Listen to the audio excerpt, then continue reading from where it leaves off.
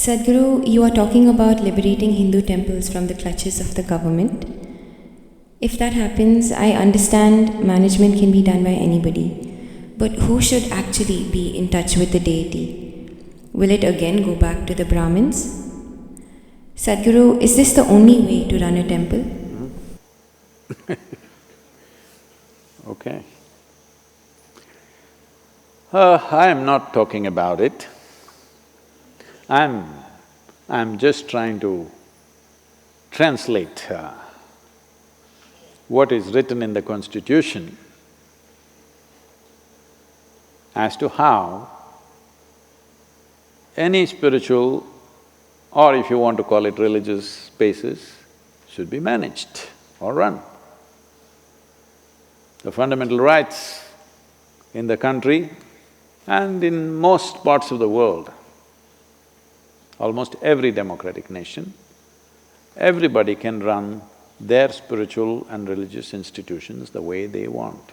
Those who want will go there, those who don't want will not go there.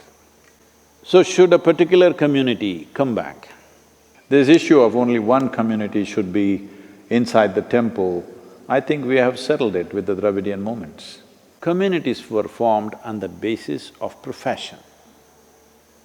If you are a carpenter, you're one kind of achari. If you're a goldsmith, you're another kind of achari. If you're a blacksmith, you're another kind of achari. If you're a trader, you're one kind of vaishya. If you're an agriculturist, you're another kind. If you're a ruling if you're a militant class, you're one kind. So based on professions, communities happened over a period of time. It is not that there was no transmigration, people could go. It is over a period of time where, unfortunately, people will perceive differences as discrimination and use it as a tool of exploitation. So if the Hindu temples, if you're saying, I'm saying they must be liberated. Hindu temples must be liberated because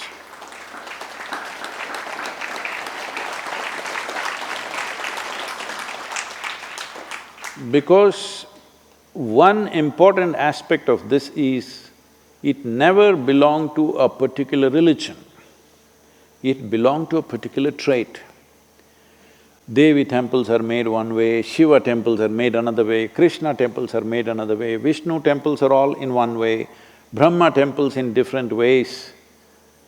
And all the different kinds of Devis, they are made differently. These were all energy centers established for different purposes. According to your purpose, whoever you are, you could go there. And according to its nature, different class of people manage different types of temples. Over a period of time, for the maintenance of the temple, by the devotees constantly contributing to the temple, temple's wealth grew. As the wealth grew, slowly certain communities tried to kind of dominate that because there was so much money and so much wealth, so naturally certain people dominated that. Well, in the British era, you must understand this, the Hindu temples were not taken over by the British Empire. It was taken over by a corporate called East India Company. A business took over the temples. Why was… you think the business was interested in your religion? No, because they saw there was so much wealth, they decided they must take it. In 1840, because these temples were managed by the English people, resistance rose in the Christian community, both back home for them and also here, that Christian men are managing pagan temples and we cannot condone that. So they decided to hand it back. By then they had shaved off all the jewelry, this, that. They couldn't take the land to England, so they took only what could be moved. Some temples escaped this, most temples lost their gold and diamond and everything that they had in huge quantities because people went on contributing. Only when some emergency like a famine or something came, it was for the temple to decide how much it should spend on those situations. Anyway, that's a history thing. Now if we release it, should the Brahmins come back? Not at all. There was a time where if you had to be in the army, you had to be a Kshatriya. If you have to be in the temple, you had to be a Brahmin. Well, as you know today, you can join the Indian army no matter what caste, creed or religion you are. So similarly, the same should happen to the temples. The only thing is the necessary training. So we can open up institutions which will do the training. So it doesn't matter what religion or caste you are, you should still be able to serve. Similarly, we must establish institutions where we will train people what should happen in a Shiva temple, what should happen in a Krishna temple, what should happen in a Vishnu temple, what should happen in a Devi temple. So, whoever learns the process and passes the examination, they will run the temple. Well, right here at Isha Yoga Center, this is a classic example. Here the Bhairavi Devi, a stringent training process, because this has a certain level of ritual involved. Only women can do it.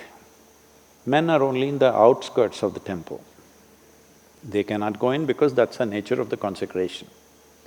Here in the Dhyanalinga temple, 1/2 of the month, the lunar month, men manage it. Another half of the lunar month, women manage it. But they're all brahmacharis, both ways. They're all ash people, because he is ash. It is beyond the 12 number, he is like that. Now there's a Kala Bhairava temple coming up. You will see there will be totally a different breed of people managing that. Yes, because that serves not only the living, that is built to serve the dead. So that needs a completely different kind of involvement, different kind of competence to manage that. And even in terms of who comes into the temple, see here, people of all kinds of religions, caste, creed, everybody is coming, nobody checks who is who, because we are not interested who your father was, we are only interested where you want to go. This is the fundamental of democracy, I'm telling you. The fundamental of democracy is, we are not interested who your father was, we are only interested who you are. That's democracy. That is the basis of spirituality. We don't care who your father was or your grandfather was, whatever he might have been. What are you? Where do you want to go? This is all the concern of a spiritual process. So temples were not places of worship. Temples were not places where one man leads the prayer and everybody follows what he says. It never was. Priest only conducted a process. He's just there to facilitate. He's never ruling the place. He's never dominating the place. He's never giving a teaching. Nobody ever gives a teaching or philosophy or any kind of stirring up of the society. This is very important for the future of the world. So do not just call them Hindu temples. They are really temples where human beings can transform themselves. Human beings can nourish themselves for their inner development. So, right now, I'm saying even mosques and churches and everything should become like this. Let us say I like one aspect of what they're doing in a mosque, why can't I go there? No, it's all segmented now. You can only go here, they can only go there. Fortunately, we've changed this completely. Here, there are a whole lot of people coming. Many ladies coming, burqa-clad ladies, they like Dhyanalinga, they like to sit there. Bhairavi is probably too ritualistic for them, they just look like this and go away. But they like Dhyanalinga, they come there. Many come only for the Tirth Kund, the Surya Kund and the Chandra Kund. It is fine with us. We don't force anybody to go here. This is a certain kind, this needs a different kind of involvement, that needs a different kind of involvement. As long as a human being is willing to follow the basic norms for which it is set up, basic purpose for which it is set up, and basic norms which facilitate that purpose, any human being should be allowed not only to enter the place, also to be in the sanctum. If somebody who is born as a whatever nonsense, high class, high caste, low caste, Hindu, Muslim, Christian, Jew, Sikh, whatever, if they are drawn to a certain aspect and if they are willing to go through the necessary preparatory steps, today it can be established as an institution. You must understand, what was institutions has all been painted negatively as some kind of caste system. Now, institutions which trained blacksmiths have become blacksmith caste. It's an institution. Unfortunately, somehow the goldsmith people started propagating that goldsmiths are superior to blacksmiths. Though you cannot live without a blacksmith in a society, you can very well live without a goldsmith. Yes. So this superiority, inferiority business is something that's happened later on. The temple never had that. See, temple means it is trying to make a certain dimension of life which is crossing the boundaries of one's physical nature, available to people, available for people to experience that dimension. If you cross the boundaries of physicality, you have crossed all boundaries and divisions that you have created in the world in the name of caste, creed, gender, nonsense, all kinds of nonsense. See, all these things have happened in many temples. They don't allow foreigners. See, there was a time where in India there were boards, Indians and dogs are not allowed into this place. So in reaction, you put it up in your temple, foreigners not allowed. This was your little reaction. And also it was true, people came in just to desecrate the temple. They come in… there are any number of incidents where they come inside and they want to spit in the temple, any number of incidents where intentionally they want to urinate in the temple. Those were the times of occupation. That is gone. Today, if somebody who is not born in India wants to come into the temple, they're coming in because they genuinely want to come, not to desecrate it, not to dishonor it. They're really coming because they want to experience it.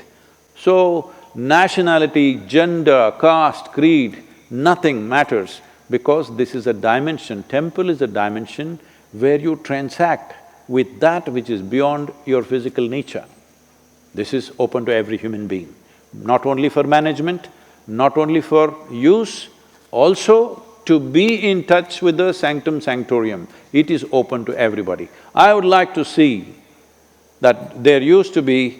there were Mas here who are African in origin. Now there are people from all over, some from United States, some from India. I would like to see every kind, maybe Chinese, Japanese, this, that, works, everything. It's important. This is important not just for the temple, this is important for humanity, that without discrimination, everybody can aspire to grow. Everybody can aspire to touch dimensions beyond the limitations of who we are right now. This is the reason why I'm asking for liberating the temple for government clutches, because they're still hanging on to a nasty part of the history which was there. It's time to eradicate that and build a grand future.